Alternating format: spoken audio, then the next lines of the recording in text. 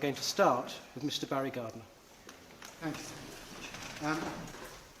In exactly a week's time, the people of Scotland will be going to the polls in a referendum to decide the future of our country. The debate has been hotly contested and not without its ill temper.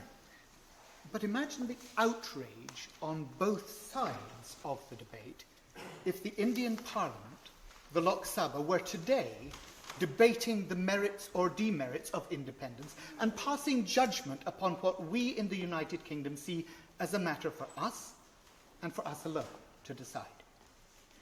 The similar agreement between both Pakistan and India is actually quite specific on this point. It requires the two countries to deal with the issue of Kashmir bilaterally and without the involvement or interference of any other state. India and Pakistan have both signed this agreement, and therefore it is disingenuous for any politician here to claim that this is somehow a matter where they have a legitimate role or voice. Certainly it is the role of all honourable members to represent the concerns of their constituents. I don't doubt that or disparage the honourable member who introduced this debate for seeking to do so. But I believe it is still the custom for every member on entering this House to be sent a copy of the speech of that great parliamentarian Edmund Burke, in which he speaks to the electors of Bristol in the following manner. It ought to be the happiness and glory of a representative to live in the strictest union, the closest correspondence, and the most unreserved communication with his constituents. Their wishes ought to have great weight with him, their opinion high respect, their business his unremitted attention. But his unbiased opinion, his mature judgment, his enlightened conscience he ought not to sacrifice to you, to any man, or to any set of men living. These he does not derive from your pleasure, no, nor from the law of the Constitution. They are a trust from Providence for the abuse of which he is deeply answerable. Your representative owes you not his industry only, but his judgment. And he betrays instead of serving you if he sacrifices it to your opinion. I would ask all honourable members contributing to this debate to have the humility to reflect and cast their judgment over this salient fact. Earlier this year, the people of India conducted the largest exercise in democracy and expression of the public will that has ever been concluded in the history of humanity. 550 million free Indians, 7 million of them living in Jammu and Kashmir, voted in peaceful elections. Nobody was assassinated. Nobody refused to leave office. The world witnessed an orderly transition of power as one Prime Minister gave way to the democratic will and passed the levers of state to a new Prime Minister with a different political vision for his country. In the last elections to the 89 seats in the Legislative Assembly of the state of Jammu and Kashmir, 61.23% of the electorate, a total of 6.479 million citizens, expressed their confidence in the democratic structures of the state of India by voting in those state elections. They expressed their faith that their choices that they made would be found proper expression through their elected representative under the Constitution of India. And it's worth recalling that the population of J&K is 74.9% of the Muslim faith, because simple mathematics then gives the lie to those who would claim that this is not true for the overwhelming majority of Muslims in J&K. The fact is that millions of Muslims in J&K will make their way to the polls later on this year, just as they did in 2008, but this year there is a significant difference. In the general election earlier this year, the 3 of the 6 Lok Sabha seats that are from J&K were won not by the traditional parties of power, but by the BJP. In fact, the BJP actually took the largest share of the vote in Jammu and Kashmir, despite having promised to scrap Article 370, which gives J&K special status under the Indian Constitution.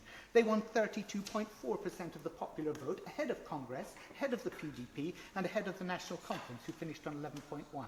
The significance of those statistics cannot be lost on anyone with any understanding of Indian politics. The BJP, the Hindu nationalist party led by Narendra Modi, regarded as the no-nonsense scourge of cross-border PAC-sponsored terrorism, actually topped the poll in Jammu and Kashmir. What should that tell the world? Perhaps that the people of Jammu and Kashmir want the constant cross-border interference from Pakistan to stop. The border between India and Pakistan that lies along the state of Jammu and Kashmir is 1,125 kilometres long. Jihadi terrorists have been infiltrating along this length now for more than 40 years, and the construction of underground tunnels and the cover fire that is provided by the Pakistan military has been a constant means to undermine the security and integrity of India. More than 20,000 people already killed by terrorists in Jammu and Kashmir, and it's no use for honourable members here in this chamber, of all places, to condemn the radicalisation of young Muslim men in their own constituencies, but at the same time to ignore the fact that these men are trained in the terror camps that are operating on the Pakistan border with Jammu and Kashmir.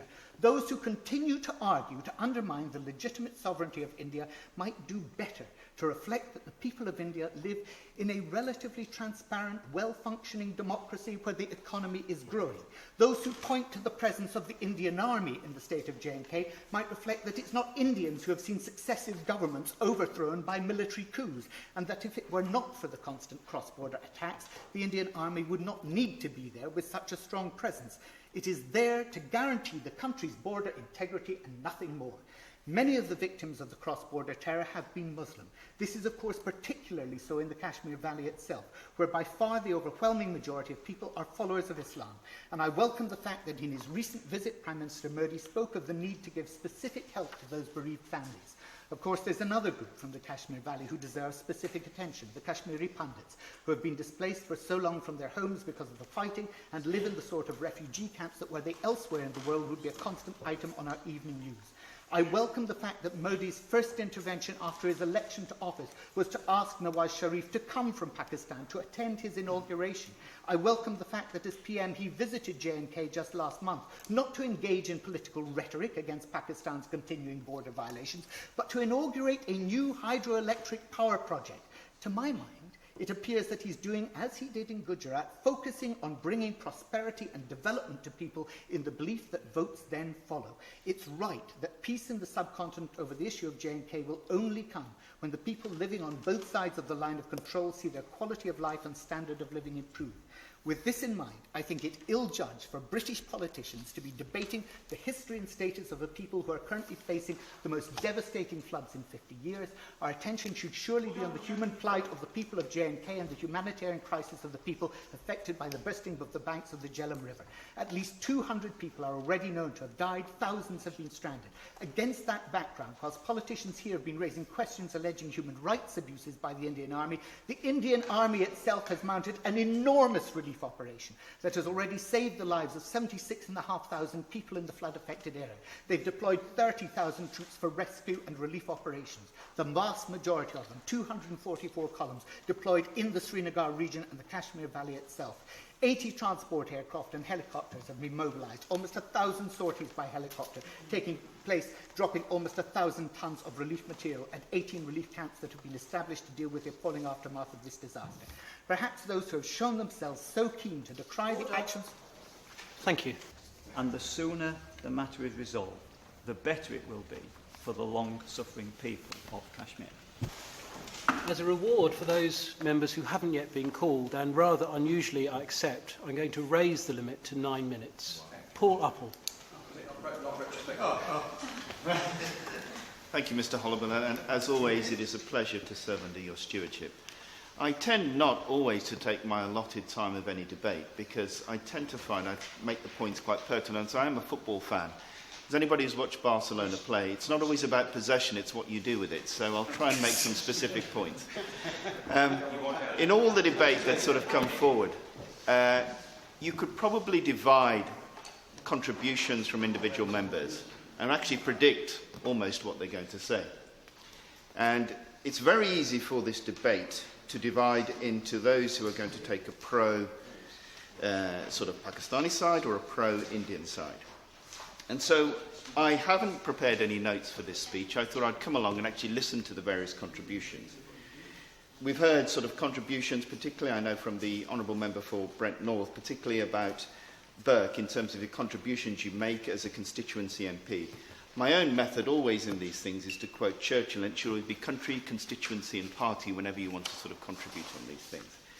And from that perspective, as I was sitting and listening to the debate, I want to just add my own personal perspective on this. We sit here 13 years on from 9/11. That timing is quite interesting if you look at it from this perspective. There are lots in the world, many countries, who are actually looking at the British Chamber and the British Parliament today, because we still have that prestige throughout many of our fellow citizens within the world. As people in India or Pakistan sit here and look at us, we can't help be not struck by a point that was made by my honourable friend for High Wycombe, particularly about the history and the perspective on this. When we look back on this from the British contribution to India, yes, there were many great things contributed, but I don't think anybody who comes from the subcontinent, who comes from a heritage which is similar to mine, cannot be struck by the fact that in those last few days and those last few weeks, there was an element of cut and run. And to this day, people are still picking up the pieces on that. If I could just use a personal example of this. In my maternal village from my great-grandfather, during the time of partition, and this is a story I referred to previously in the House as well, it was a predominantly Sikh village, and next door to my great-grandfather's house, there was a Muslim household. As the night progressed, a huge mob proceeded to amass outside my great-grandfather's house, and they were determined to burn the Muslim village down. Primarily, some people were driven by ideas of retribution. They were driven by pain they had seen through other families or other friends they had sort of met. My great-grandfather stood alone. He said, if anybody touches this house, they are attacking my own family. I first visited India in 1981, and when I went there, I met that family and the remnants of that family who are still there to this day. They hugged me, they kissed me. I had absolutely no idea why they had a fondness for me. But I then realized in subsequent years that actually that spirit of goodwill runs throughout the entire Indian subcontinent.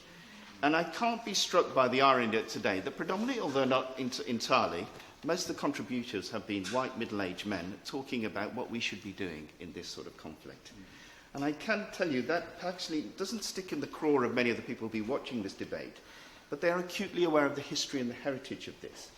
I say respectfully to the Honourable Member for Bradford East, he did say at some points within his opening comments that I'm not being patronising or condescending.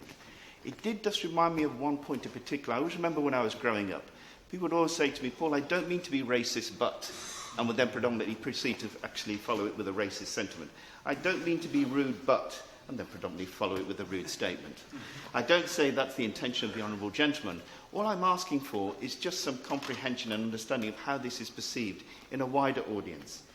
We've had comments in the debate today, particularly around the Scottish election.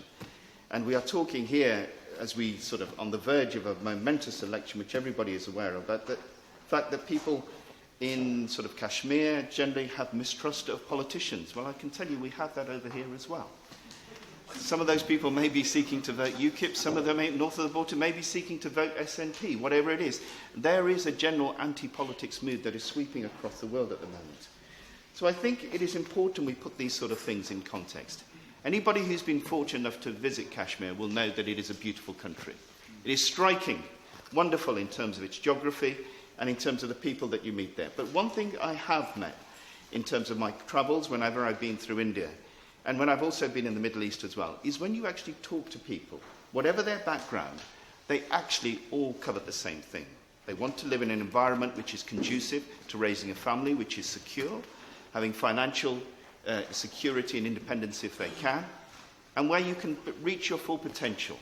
Those are natural human desires. And that will be shared by people on either side of the political border, on either side of any geographical border. And from that basic point, I think it is mindful that we, as British parliamentarians, keep that at the forefront of our mind. I am not here as an apologist for India. I'm not here to put just the Indian side. Indeed, if anything, my own family hark from Punjab, which has seen its fair share of suffering, particularly on this issue. But I think we should be mindful of that basic fact, which I alluded to at the very beginning, that we do have some imperial historical baggage on this, and that any contribution we make should be mindful of that. As I said, I started off with this point, that we were referring to the historical fact that we are sitting here on the 13th anniversary of 9/11. So often when we make our own contributions from a Western perspective, we can be in error.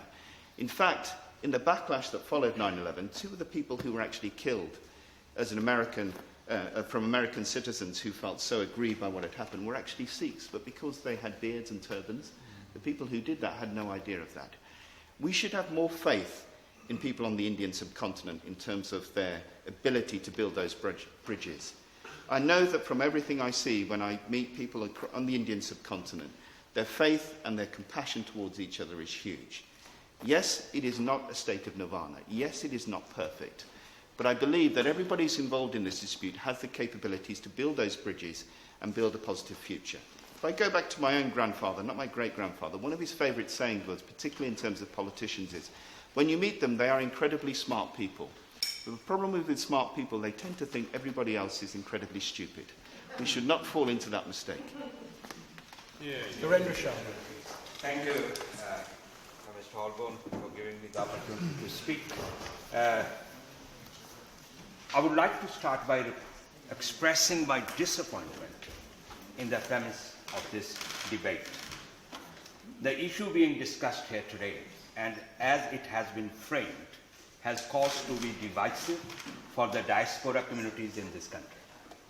Bear a negative impact on the UK's thriving relationship with India, but also proves to be an intrusion into the internal affairs of democratic countries.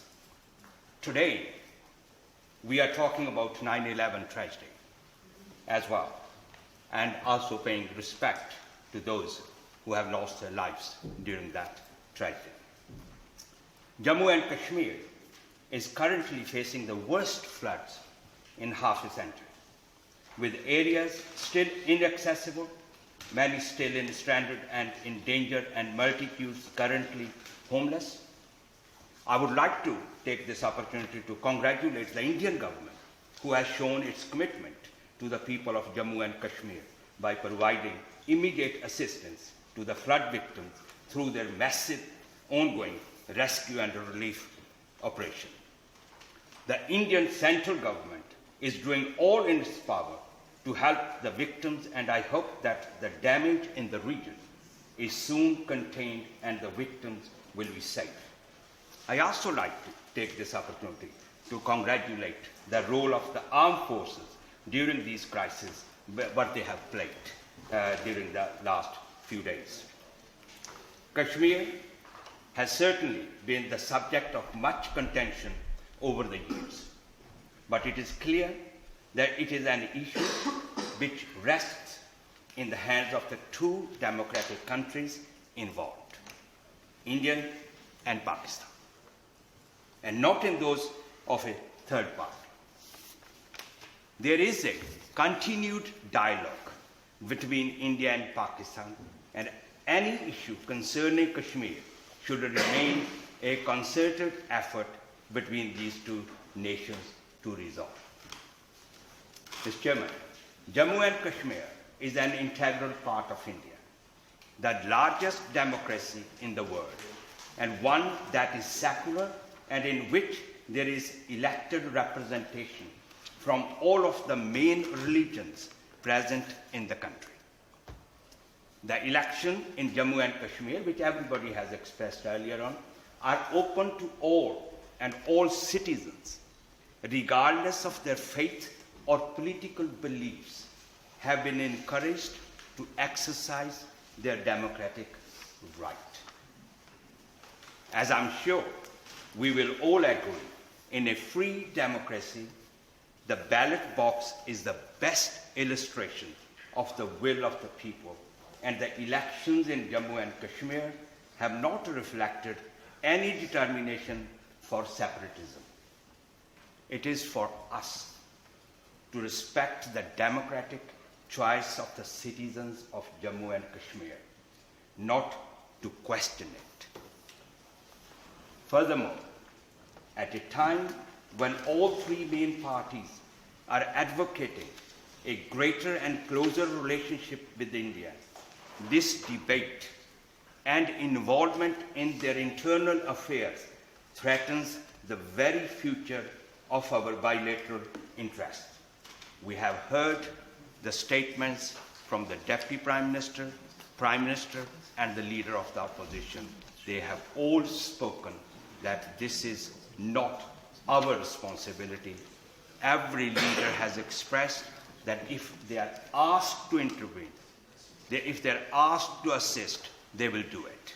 You can shake your head, but read the notes later on when you go and read the Hansard from the Prime Minister's message, even 2 days ago, when he said that we must deal with the democratic governments in Pakistan and other parts of the world. Over the last 60 years, in this country, we all have worked relentlessly to preserve unity between diaspora communities, who will, of course, feel very strongly about these matters. It would be shame, and it saddens me, that the goodwill of our communities might be squandered by getting involved in issues that are under the control of two democratic countries, and not our responsibility as British Member of Parliament. We have to respect the right of two autonomous and democratic countries to determine their own internal affairs of state. As a British parliamentarian of Indian background, that's me, represent a diverse constituency, I cannot help but feel that this debate could inflame pre-existing tensions, and I know that many community leaders from the Hindus, Sikhs, and the Muslims in this country have raised concerns about its impact on their communities. Mr. Chairman, I unfortunately am also concerned about the balance of this debate and its misguided aims. I therefore feel the need to mention the terrible plight of the Kashmiri Pandits. The Pandits have been the victims of continued ethnic cleansing, and it's estimated that some 400,000 Kashmiri Hindus, over 95% of the Hindu population in the Kashmir Valley, fled and are now living in exile in their own country. Beginning in 1989, there was an organized and systematic campaign by Islamist militants to cleanse Hindus from Kashmir, involving documented massacres of innocent civilians, rapes, threats, assassinations, and intimidation. I would like to thank Kashmiri Pandits, Indo-European Kashmir Forum, for providing briefing about the political situation in Kashmir. Less than 4,000 Kashmiri Pandits remain in the valley today, and the rest of their kin are internally displaced persons, still unable to return to their homeland and living in overcrowded camps with the lack of inadequate facilities and basic necessities. It is shameful that these minorities are unable to return safely to their homeland, and worrying that in a region which pre-1989 had a diverse population, mix is now almost homogeneously populated by one religious group, following the systematic terrorizing of ethnic minorities. Mr. Chairman, this makes me even more disappointed in the bias of this debate, which has the clear aim to be divisive, and I maintain, as I did at the beginning of my speech, that these complex internal affairs should remain in the hands of the two countries they involve. Thank you, Mr. Chairman. Bob Blackman.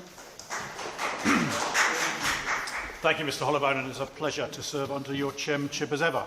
And it's an honour to follow my colleague, for the honourable member for Ealing and Southall.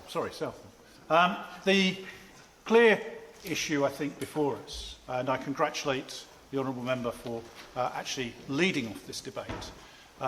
Clearly, he has highlighted a whole series of analysis that actually came up with respect after 45 minutes with no solution. And I think when we bring forward a debate on which I know of no other issue that creates such emotion amongst the Indian and Pakistani communities of this country than the position of Jammu and Kashmir, when that comes forward, it is important for us as elected representatives to debate those issues and represent those views. So I stand, quite unavowed, as a friend of India, to defend both India's position in this conflict and to defend the people who were ethnically cleansed from Kashmir. And I think it's quite ironic that the honourable member who led the debate gave a very balanced view about the whole position. It's a shame that his own website only portrays one version of the position rather than having a balanced view in the first place. So I think it is quite clear that we have a duty and a right to debate these particular issues that are so emotional to so many of our people. I think we are clear, however, as the Honourable Member for Brent North alluded, that it is absolutely under the bilateral agreement, the Simla agreement, for India and Pakistan to resolve whatever they decide. It is not for Great Britain or any other country to intrude on the matters that are pertinent to them. But let us be clear, just as we are commemorating the anniversary, ironically, of 9/11, one of the most terrible terrorist atrocities, and we send, I think, our sympathies to the victims and the families of those victims for those terrorist atrocities, that every single day in Kashmir, along the line of control, terrorists, state-sponsored terrorists from Pakistan are infiltrating Jammu and Kashmir and causing atrocities. And we must mark that and say that the Pakistani government clearly cannot be trusted to do what they should do and stop the terrorism on the people of Jammu and Kashmir.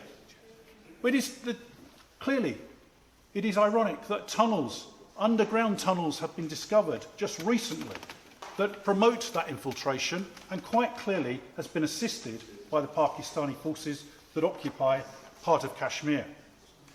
The role of the Indian Army is quite clear, and I think one of the things I would like to hear from the Minister today is what aid the United Kingdom will offer to the victims of flooding in Kashmir and assistance that we stand ready to give for those poor victims. And of course, our sympathies must go to all those victims that they've had suffered.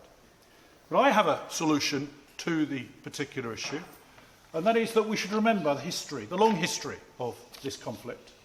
When partition took place, and the United Kingdom obviously clearly had the role of partitioning India and Pakistan, it created a partition which was never going to last. The concept of East and West Pakistan as one country, separated by India, was never going to stand the test of time, and clearly didn't, and Bangladesh came from it. But equally, the Maharaja decided to cede the territory to India. The Pakistani government and the Pakistani forces refused to accept that decision and invaded. And it was at the behest then of the Maharaja that the Indian army moved in to try and wrest control back, as was originally the purpose. So let's be clear, that's 1947. We can therefore go through the rest of the history over the last 70 years, or 60 or 70 years, of what has happened in this conflict and say it is terrible that it has continued, but it's quite clear where the responsibility lies for that conflict. And we must place that fairly and squarely in the behest of the Pakistanis and their successive governments. Now, I won't give way because we don't have injury time on to have that. As has been mentioned, we have a democracy within Jammu and Kashmir. In actual fact, we have a predominant Muslim majority in Jammu and Kashmir. They voted overwhelmingly in the elections, as the Honourable Member for Brent North put, and they came up with a decisive result. It may not be the result that everyone wants. However, it was a decisive result. And quite clearly, we should not be. And one of the issues I think is right about this, we should, when we debate these issues, just as Jammu and Kashmir are about to go to the polls, the risk is that we inflame tensions between the various different communities. So I think we should understand the position of the various different groups in Jammu and Kashmir. The Shia Muslims do not support the right for self-determination. The Gujars and Bakawalas do not support it. The Buddhists don't support it. The Hindi Dogras do not support it. The Kashmiri Pandits do not support it. Sikhs and Christians do not support it. So the only issue is that some part of the Muslim population do support it, but they're actually a minority. So the clear point here is that far from being a position whereby the majority of the population is is wanting succession either to Pakistan or as a separate state. Far from it. The position now is that the vast majority of people within that state want to remain part of India.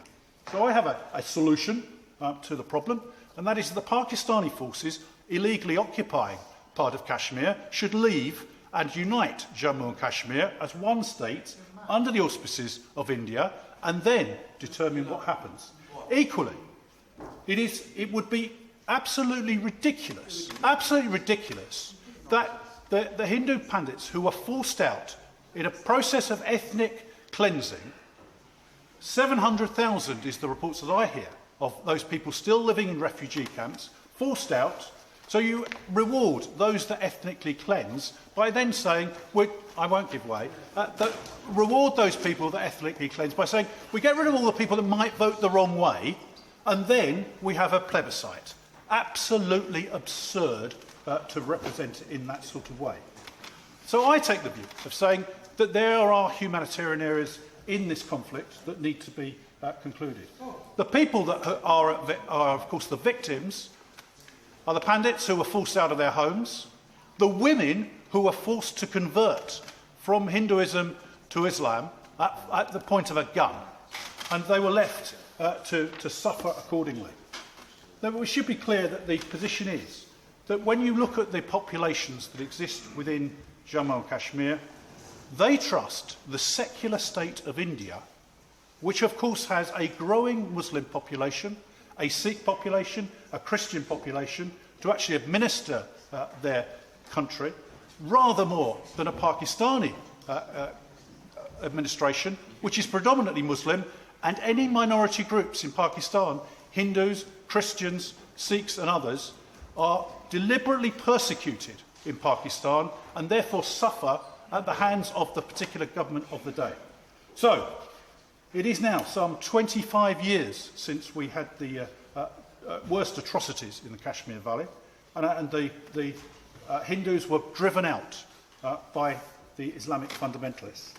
We should be on the side of those people that have suffered and make sure that those people who are in exile have the right to return to the homes which they've occupied literally for centuries. And without doubt, that is the way that we should be positioning ourselves in saying, and I look forward to the Minister saying this, that we stand as a country full square behind the Indian government and the Indian Army in ensuring that there is peace and stability within the region. Thank you very much, Mr. Holloway. I shall be relatively brief, not least because so much of what I wanted to say in this debate has already been expressed far more eloquently than I could hope to do. And also, I too am very chided by my honourable friend, the member for Wolverhampton South West, being white, middle-aged male. I wouldn't say middle-aged. I wouldn't say middle-aged either. But I get the gist. And I also have to say, I've had the great pleasure of listening to a number of speeches in this House from the honourable gentleman, the member for Brent North, and I think that was the best speech I've ever heard him give over many years. Not least, I think, because he quoted so approvingly by a great Tory philosopher and statesman, and I think perhaps if he wanted to improve generally the tone of his speeches in the chamber, he should quote approvingly from our great Tory historical figures at greater length in the future. Before the Labour Party came into existence. I understand the emotions that this debate gives rise to. And first, let me say, I think everyone here agrees that human rights abuses, wherever they are committed, wherever in the world, by whomever they are committed, will never be condoned by anyone, I think, certainly in this debate, and I believe in this House. And we all want Kashmir to live in peace and prosperity.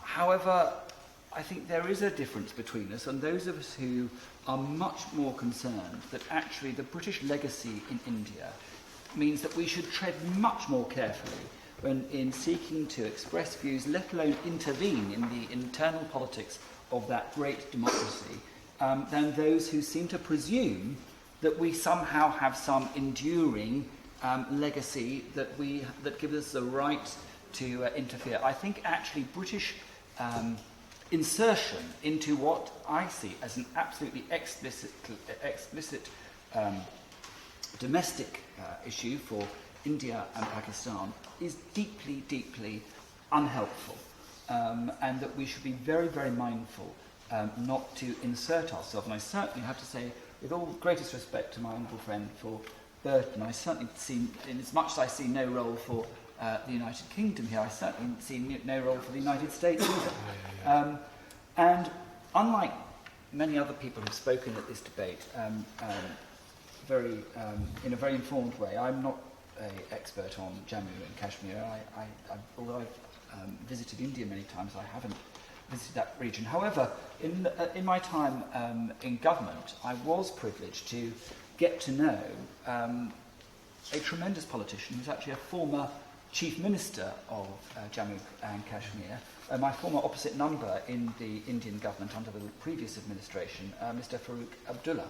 And I think it is just wrong to pretend that somehow that people from Jammu and Kashmir aren't actually playing a vibrant role within the life of the world's biggest and greatest democracy. And I think we do need to remind ourselves, I know others have mentioned it already, that the recently concluded Indian elections were the largest exercise in democracy in the history of the world. That 550 million free Indians, including 7 million from Jammu and Kashmir, voted in peaceful elections and witnessed orderly transition of power to a new government with a new vision. And that is something that we shouldn't cease to celebrate. And as we look around at the globe with so many troubles and so much strife, we really must make sure that we praise and single out the triumph of humanity like the democracy in India. And elections for the Legislative Assembly of the state of Jammu and Kashmir, as I said earlier, had a turnout in 2008 of over 61%. That's significantly higher than in presidential elections in the United States. And I certainly expect that there will be a very substantial turnout in the coming elections later this year. It is also worth reminding ourselves that the place that we're discussing is not like this. This isn't England. This is yes, a beautiful part of the world, but it's also a very different part of the world. India's land border with Pakistan in that state is 1,200 kilometres long. And jihadi elements and terrorists are being infiltrated into India from Pakistan as part of a terror campaign.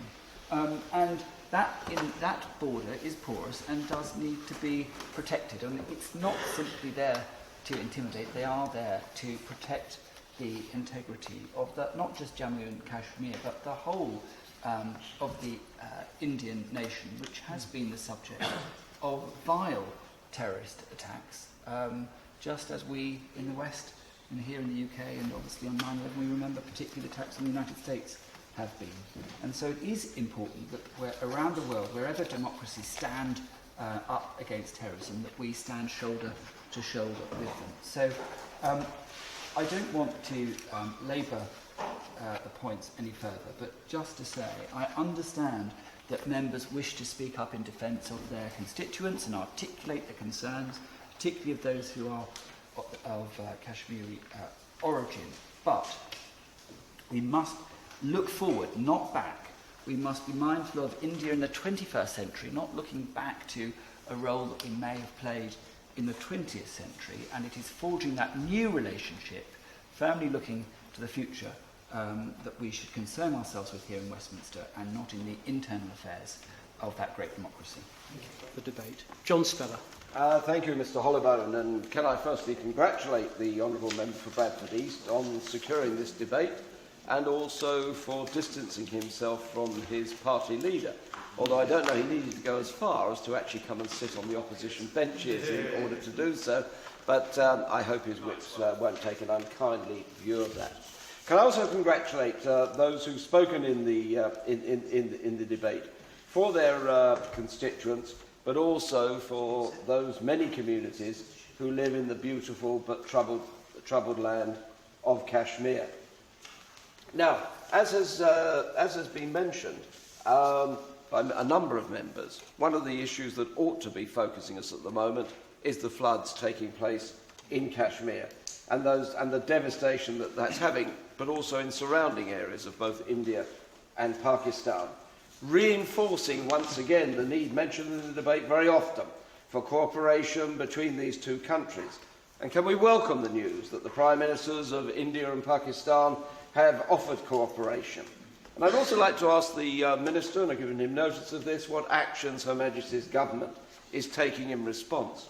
Because we recall in 2010, the United Kingdom committed some £334 million to the relief and recovery effort, in addition to bringing forward a £10 million bridge project to replace some of those washed away.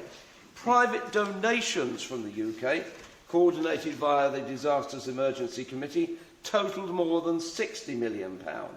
Interventions carried out, flying in of 400 metric tonnes of aid, tents, shelter kits, blanket, water containers, and food.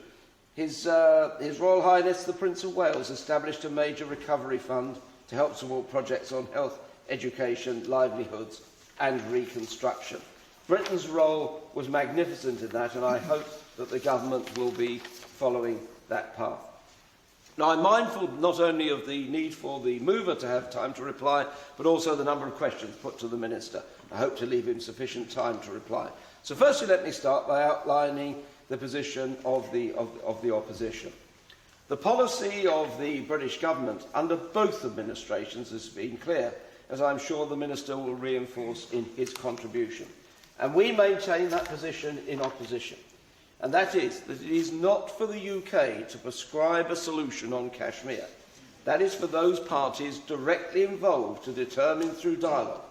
However, we continue to encourage both India and Pakistan to seek a lasting resolution to the issue of Kashmir, which takes into account the wishes of the Kashmiri people.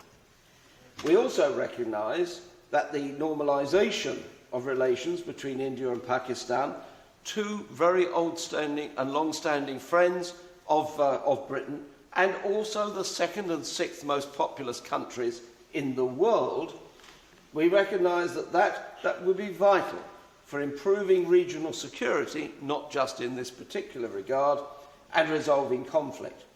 That's through our engagement we continue to encourage both India and Pakistan to establish and maintain that dialogue.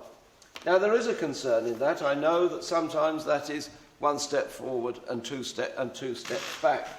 And so while we welcome the agreement on a liberalised visa pact, the problem was that seemed to have been put on hold by the Indian authorities following the killing of Indian soldiers along the line of control border. But as was mentioned in debate, we should also recognise that other events in the region, particularly the drawdown in Afghanistan, make it even more imperative that India and Pakistan work together not only on this, but with other regional countries surrounding Afghanistan, as I said on Monday in the statement on Afghanistan, to ensure the stability and future progress of that country, which, if that is not achieved, will actually destabilise the whole of the surrounding region, including its impact on Kashmir.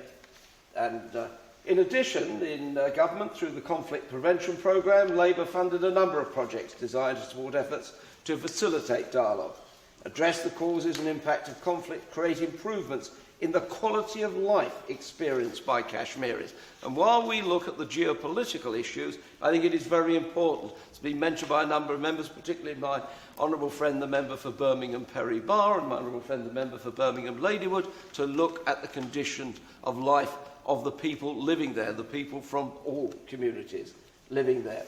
So in that context, we support capacity building and skills training for non-governmental organisations on both sides of the line of control, funding media projects that bring Indian and Pakistani journalists together, and helping with curriculum design that promotes a modern and inclusive approach to education. Now, some of the concerns that have been expressed in this debate, and also in submissions that have been sent to us, I have to say are very familiar to me, as a constituency member with a substantial community, a substantial percentage of my electorate who are of Sikh heritage. And we have to face up to that.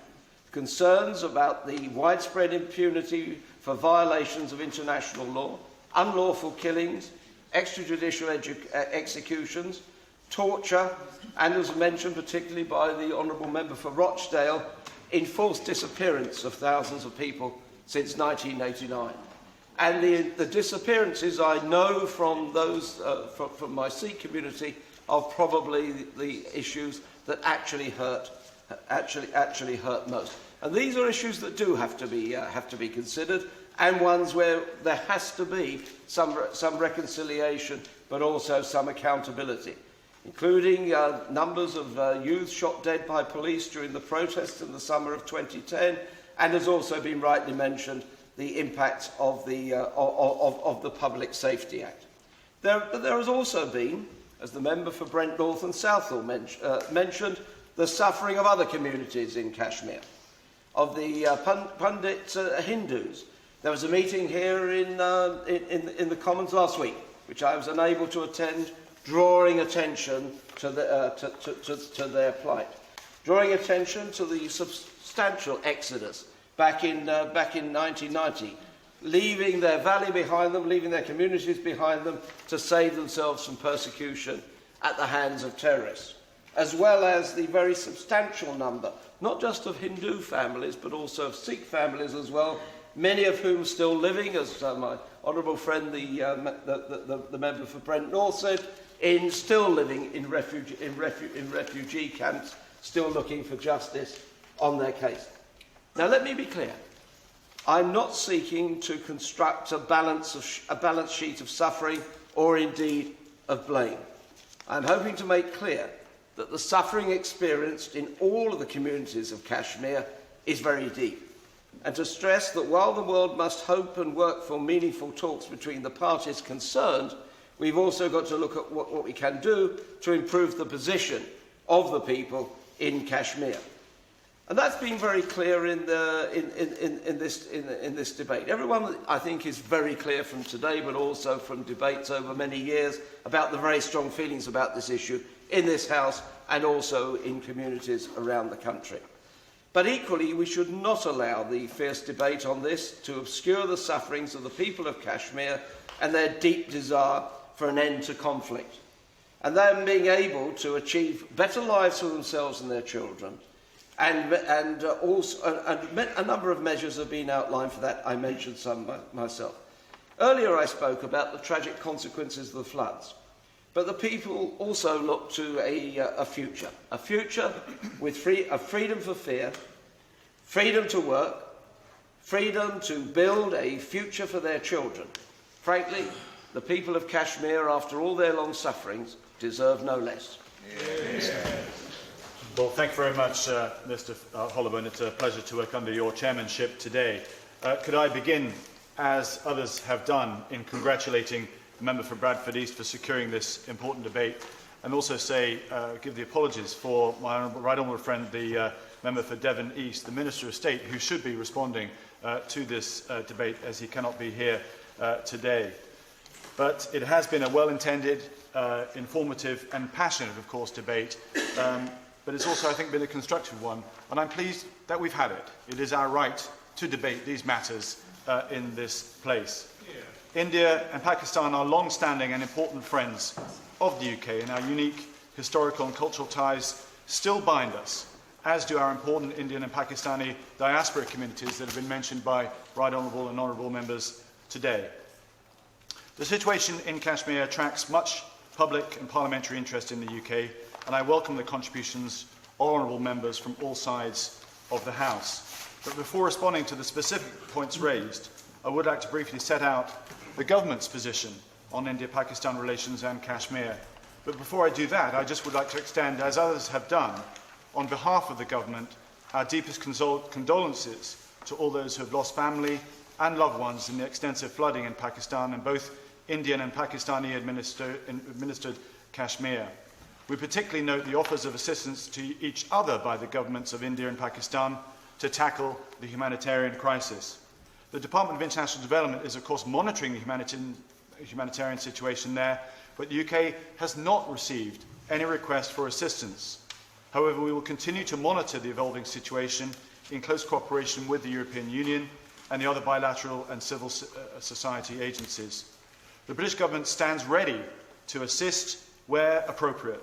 Our travel advice, however, has been updated to take account of the current flooding, and we advise all British nationals in the area to take extreme care and to contact our consular staff in case of emergency. The UK government recognises the importance of a strong relationship between India and Pakistan, not only for its own sake, but also the sake of regional stability. And we encourage both sides to maintain dialogue, but the pace and scope of that dialogue is for the two countries to determine. And in this context, we welcome the renewed engagement between India and Pakistan in recent years, including the potential economic benefits it would bring. And we hope that both sides will continue to take further steps to help the growth of both countries' economies. And as the spokesman for the opposition has highlighted, and I thank him for the extra time that he has provided me, we welcome Prime Minister Modi's invitation to the Prime Minister Sharif for his swearing-in ceremony on the 26th of May, and Prime Minister Modi's recent statement on the 29th of August calling for peaceful, friendly and cooperative ties with Pakistan. We agree with Mr Modi that any meaningful bilateral dialogue necessarily requires an environment that is free from terrorism and violence.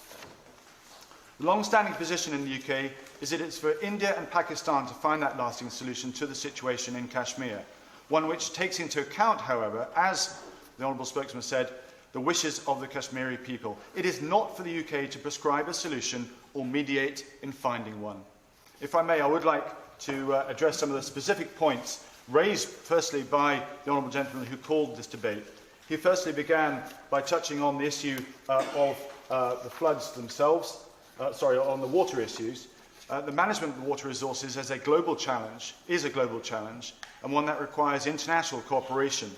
Transparent mechanisms already exist to support Indian and Pakistani water management, but we believe that it's for both sides to find ways to optimise their water resources effectively. He also talked about, or raised questions about, the UK aid and development. This, of course, is a DFID matter, and if I might, I will write to him in more detail. But there is the long-standing position of this issue, is that it is for us to feed our funds through Pakistan and indeed through India, and then it moves on to Kashmir. But as I say, I will write to him with a breakdown of the numbers, so he has that information. The Honourable Member for Brent North gave what I thought was a passionate speech, and was the first, I think, to mention of the right for this place to actually debate these matters, and mentioned a hero of mine, I think all of ours on this side of the benches, Edmund Burke. He was, I think, a Whig to begin with, but we'll gloss over that. Philosophical founder of conservatism and its early coalition. And I think there's a book written by one of our honourable friends on this very issue, and his contribution, and the right for individuals to have their say. He also spoke of the importance of the historic elections that have taken place as well. My honourable friend, who I thought gave a very passionate speech as well, from Bury North, reminded the House of the significant diasporas here in the UK that we represent, and also many of those who are connected with those who have actually been caught up in the floods themselves. The Honourable Member for Rochdale, I also thought gave a very passionate speech about the individuals who actually live in Kashmir and the challenges that are on the ground, in contrast and in sharp relief as well to the debates that are taking place elsewhere and very far away from what is happening on the ground. My honourable friend for High Wycombe spoke of the historical ties between the two countries and also mentioned the Public Safety Act. We are aware of the Indian-administered Kashmir, of the Public Safety Act, and also worth mentioning the Armed Forces Special Powers Act. It's important that all judicial practices meet international standards. The Honourable Member for Birmingham Ladywood. Before it moves on, would you allow me? Very briefly for me. I'm extremely grateful he mentions it's important that judicial standards meet international norms, but do they in this case? Well, I think if I may, much to cover in here, if I may write to the honourable gentleman, or forget my honourable friend, the right honourable member for Secretary, the member for State, to write to him on that particular issue. But he is right that these are matters that are raised in this debate itself. The honourable member for Birmingham, Ladywood, spoke very movingly about the personal, her personal relationships that she has. I think she brings a very passionate and very personal aspect and dimension to this debate, and I think the House is much better for her contribution in bringing that knowledge and experience to bear. She also spoke of the human rights violations that have been taking place. India has a strong democratic framework which guarantees human rights within its constitution.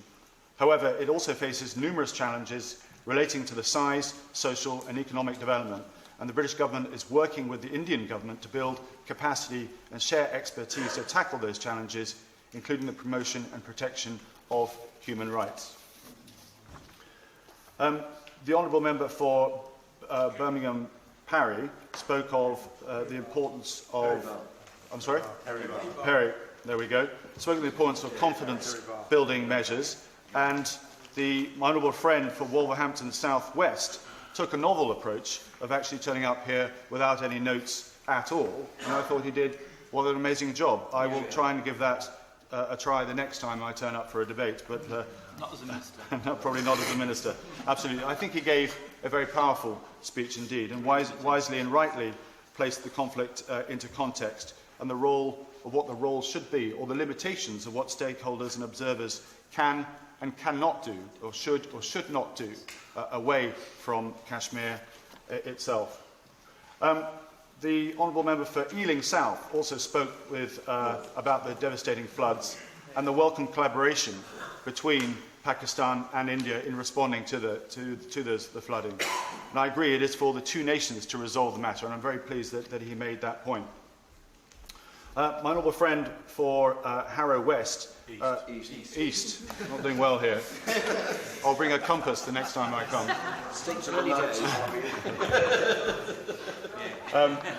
They don't teach geography in the schools anymore. Spoke of, they also mentioned the issues of flooding, and we have not, as I said, we have not yet received a request from either government for assistance, but are in close contact with the relevant partners in both countries and stand by ready to help. It has been mentioned before, and under the last government as well, that we have been very supportive of some of the devastations that have taken place there in the past. In Pakistan, we are already helping over 250,000 people who had their livelihoods destroyed in the 2012 flooding to use more productive farming techniques, and over 70,000 people to rebuild more flooding-resilient housing. The honourable member, I almost call him the honourable friend, but I think he's the House's honourable friend, member for Ealing North, gave a characteristically entertaining, passionate and wise speech, I believe, and speaking of our right, again, of our right to debate these issues as well. But the responsibility also that when we have that freedom, that right, that ability to be able to speak, there comes a responsibility of what we actually say, so we do not inflame the issues. My honourable friend for Burton talked about the impact of the Troubles on the people of Kashmir, and also the importance of trade and movement across the lines of control, something that we're very keen to encourage to continue. And my right honourable friend, member for Bexhill and Battle, echoed the importance of the two sides to seeking a solution to this issue without other countries such as the UK and US trying to solve this matter from afar. He also reminded us of the significance of today, 9/11, when we saw terrorism try to make an impact, to make a dent on democratic values and the democratic society. Sadly, he will know that I lost a brother to terrorism. I killed in the Bali bombing in 2002. So I stand here today as somebody who's very passionate about our democratic values and the fact that we must stand up to these and stand up to fight terrorism in all its guises and defend the rights for us to have these debates and to promote democracy across the world. And finally, Luton South, member for Luton South, who managed to squeeze in at the end there on a flight that came in, spoke about the importance of justice and security issues. Mr Hollowbone, I'm very grateful to have participated in this debate. I think we've all learnt very much from what is happening, bringing us up to date, bringing the House up to date. I'm very pleased that on a Thursday, when there's a one-line whip tomorrow, there's even a one-line whip today, we were able to fill this chamber and to discuss these matters with the urgency that they deserve. I fully recognise the strength of feeling about the dispute among many people in Britain, and I'm glad that this debate has given me the opportunity to set out the government's position.